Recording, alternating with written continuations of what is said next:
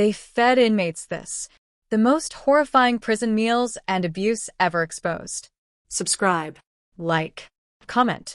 Because once you hear what they were fed in here, you won't look at prison walls the same way again.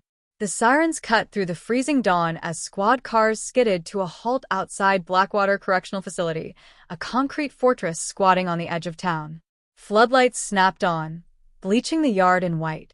Guards stood frozen behind the gates, faces pale, radios buzzing with half-finished sentences. Inside cell block D, an inmate lay motionless on the floor, lips cracked, skin gray, eyes still open. The official report would later call it medical complications. But the smell lingering in the air told a different story. Sour, rotten, unmistakable. Detective Mara Klein arrived as the coroner zipped the body into a black bag. She noticed the detail no one else wanted to mention: a dented plastic tray on the bunk, streaked with something greenish-brown, crawling with flies. Breakfast. Or what passed for it. A guard tried to slide the tray into a trash bin, but Klein stopped him. "That stays," she said. Her voice was calm, but her jaw was set. Within hours, rumors raced through the facility. Inmates whispered about punishment meals, about men getting sick after complaining, about bread so moldy it crumbled into dust. Some said the dead man, Lucas Reed, had filed grievances for weeks. Others said he'd threatened to talk to a watchdog group from the outside. No one could agree on what finally pushed him over the edge, but everyone agreed the food had changed. Portions smaller, meat rubbery and pink in the middle, a smell like damp cardboard and spoiled milk. Klein dug into Reed's file. 34 years old. Nonviolent offense. Clean disciplinary record. Until the last month. 3 write-ups for refusing meals. That caught her attention. Who refuses food in prison unless the food itself is the punishment? By nightfall, the warden held a press conference. He spoke of budget pressures and supply issues, promised a full review, and expressed condolences. But behind the scenes, staff scrubbed kitchens, swapped labels, and rushed deliveries out the back gate. Somewhere in that chaos, evidence vanished. Then a call came in from a public defender representing another inmate.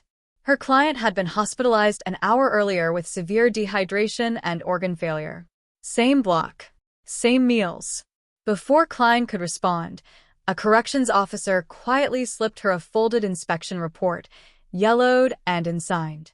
At the bottom, one line was circled in red: meals do not meet minimum nutritional standards. Continued service poses a serious risk. And that's when they realized this wasn't neglect. It was a system. By morning, Blackwater was locked down. Doors slammed, counts were doubled, and guards moved through the tiers with hands hovering near their batons. Officially, it was for security. Unofficially, it was panic. Detective Mara Klein felt at the moment she stepped inside the kitchen, a sharp, chemical tang fighting with the stench of rot. Stainless steel counters gleamed too clean, like a crime scene scrubbed in a hurry. The food service logs didn't match the deliveries. According to the paperwork, Blackwater was serving balanced meals that met federal guidelines. But invoices told another story. Vendors flagged for violations, shipments rejected by hospitals, bulk ingredients bought at a fraction of market cost. When Klein traced the contracts, the same private supplier appeared again and again, operating on both sides of the Atlantic. U.S. prisons. UK detention centers. Different names, same shell company. She interviewed inmates one by one. A gaunt man named Harris described chicken that bled when torn apart. Another inmate said the bread came already speckled with green, the mold scraped off and toasted to kill the smell.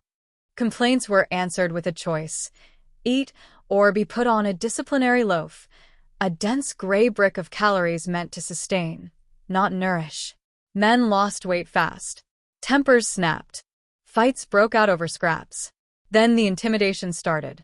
A trustee who agreed to talk was found later that day in the shower, concussed, swearing he'd slipped. A corrections officer scheduled to testify called in sick, then vanished from the roster entirely. When Klein tried to secure the kitchen's CCTV footage, she was told it had been overwritten. Accidentally. Always accidentally. Across the ocean, an email landed in her inbox from a UK inspector who'd seen her name on an interagency alert. He attached photos from a facility outside Manchester, trays nearly identical to Blackwater's, the same grey loaf, the same watery stew. One caption read, "Served after expiration." Relabeled. Another showed inmates lined up, arguing with guards, one man collapsing mid-step. The pressure mounted fast. The warden demanded Klein stay in her lane. City officials worried about lawsuits, about headlines. Meanwhile, another inmate was rushed out on a stretcher. This one survived long enough to speak. He gripped Klein's sleeve and whispered, "They make examples. You complain, you get sick." That night, Klein returned to her car to find a note tucked under the wiper. No signature. Just 4 words, written in block letters. "Drop this or else." As she stood there, phone buzzing with missed calls, she realized the danger wasn't contained within prison walls. Someone powerful was watching, and they were running out of time. The first arrest didn't happen inside the prison. It happened in a quiet industrial park miles away, where a refrigerated warehouse hummed through the night. Detective Mara Klein stood beside federal agents as they cut the lock. Inside, the air was thick and wet, the smell so strong it burned the back of the throat. Pallets of meat sat stacked to the ceiling, boxes stamped with new dates slapped over old ones, labels peeling back to reveal expiration warnings months out of range. Some cartons bore rejection stamps from hospitals and schools.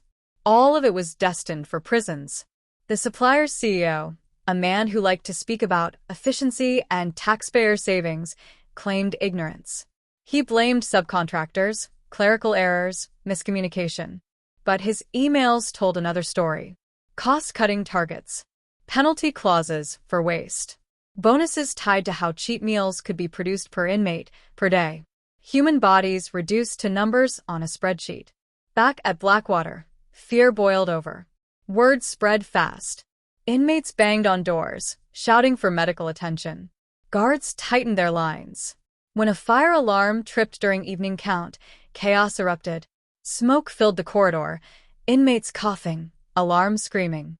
In the confusion, someone tried to destroy the last untouched shipment in the kitchen freezer. They didn't succeed. Among the recovered boxes, Klein found a handwritten memo taped inside a crate. 3 initials, a date, and a note. Non-compliant batch. Use for D-Block only. D-Block, the same unit where Lucas Reed died. The warden was suspended within hours. Then another name surfaced. A senior corrections administrator who'd approved behavioral meal plans as a disciplinary tool. Officially, they were legal, nutritionally adequate. In reality, they skirted the line designed to break resistance, not sustain life. Emails showed he'd pushed back against inspectors, delayed reports, and quietly transferred inmates who complained. But the most chilling revelation came from a recorded call. A whistleblower, voice shaking, explained the unspoken rule. If the food makes them sick, he said, they stop filing grievances. They stop fighting. Hunger keeps them quiet. As charges stacked up, the narrative shifted from negligence to abuse. Civil rights groups flooded in. Families demanded answers. News vans lined the street. Still, one question lingered. Why now? Why had the system finally cracked? The answer lay in Lucas Reed's final grievance, recovered from a backed-up server they'd failed to erase. It wasn't about mold or portions. It named names. And it was addressed to the outside world. And somewhere in the fallout, the people who'd signed off on suffering realized too late that the truth was already out. The arrests came quietly, without sirens. Executives in tailored suits escorted out of offices. Administrators placed on leave, then charged. Lawsuits stacked higher than the prison walls themselves.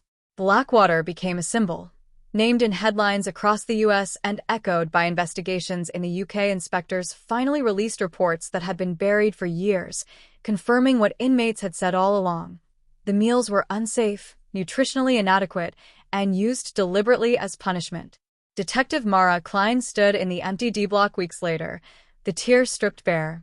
Lucas Reed's cell door hung open, the tray gone, the bunk cold. His death certificate was amended. not medical complications. Malnutrition, neglect, systemic abuse. It didn't bring him back, but it mattered. It meant someone had said the truth out loud. In court, families listened as emails were read line by line. Cheaper protein alternatives. Acceptable loss margin. Inmates will adapt. The words landed harder than any sentence handed down by a judge. Survivors testified about the gray loaf, about stomachs cramping so badly they couldn't stand, about choosing hunger over vomiting spoiled meat. Some broke down. Others stared straight ahead, daring the room to look away. The supplier collapsed under fines and criminal charges, but the story didn't end there. Investigators confirmed the same contracts had fed dozens of facilities. Different prisons. Same meals. Same silence. The system hadn't failed. It had functioned exactly as designed, until someone documented the cost. Late one night, Klein received a final letter forwarded from a legal aid office. No return address. Inside was a single line, written in careful handwriting. He thought if one person knew, it would be enough. It was signed with Lucas Reed's name. Public outrage burned hot, then slowly cooled, as it always does. Policies were revised. Oversight committees formed. Promises were made. But in holding cells and intake units, men still lined up for trays, still watched their food carefully, still wondered how close the system could cut it this time. The case was closed on paper. In reality, it stayed open, in every facility where cost mattered more than care, and suffering was hidden behind locked doors. Because what they fed inmates wasn't just spoiled food. It was silence. And if you think this story was intense, you're not ready for the next one. Hit subscribe so you don't miss it.